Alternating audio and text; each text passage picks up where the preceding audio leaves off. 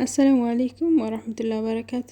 ውድ የቻናሌ ቤተሰቦች እንዴት ናችሁልኝ? እንዲሁም ክርስቲያን ወገኖቼ ሰላም ብያለሁ። በያላችሁበት ሰላማችሁ ብዙት ይበልልኝ። ዛሬ በአዲስ ቪዲዮ ብቅ ብያለሁኝ። እንግዲህ አብራችሁን ቆዩ።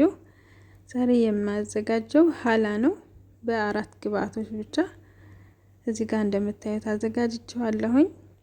የሚያስፈልገን ነገር ነስካፌ፣ ወተት፣ አንድ ደርዘን ብስኩት ከግማሽ እናንተ እንደተመቻችሁ አንዷም ደርዘን ልትበቃችሁ ትችላለች። ብዙ ሰውም ካላችሁ ደግሞ መጨመር ይቻላል ማለት ነውና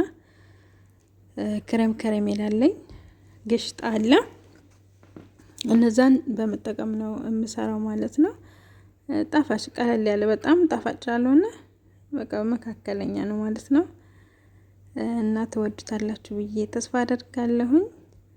እዚህ ጋር እንደምትመለከቱት የጁዝ መፍጫ ላይ አንድ ከግማሽ ብስኩት አደረኩኝ። ወደ ውስጥ ያው መትቻለሁ እንዲወርድ ቦታ እንዲበቃኝ ማለት ነው።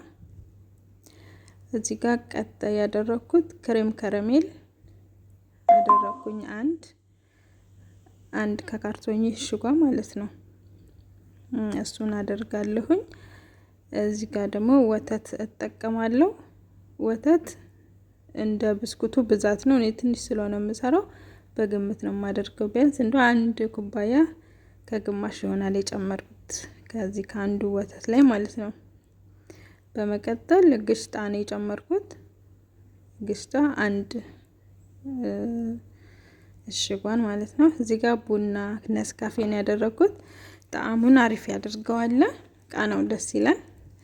ከዛ በቃ እንደ ጁስ አድርጋችሁ ትፈጩታላችሁ በደንብ አድርገን ማለት ነው። እንደዚህ ይሆናል ያችሁት። ከዛ በምትፈልጉት እቃ እኔ ግን ያደረኩት እንደዚህ አንድ ላይ ነው፣ አንድ ሳህን ላይ ነው ያደረኩት። ግን ያው በትናንሽዬ ሳህን ማድረግ ይቻላል፣ በዚህም ማድረግ ይቻላል።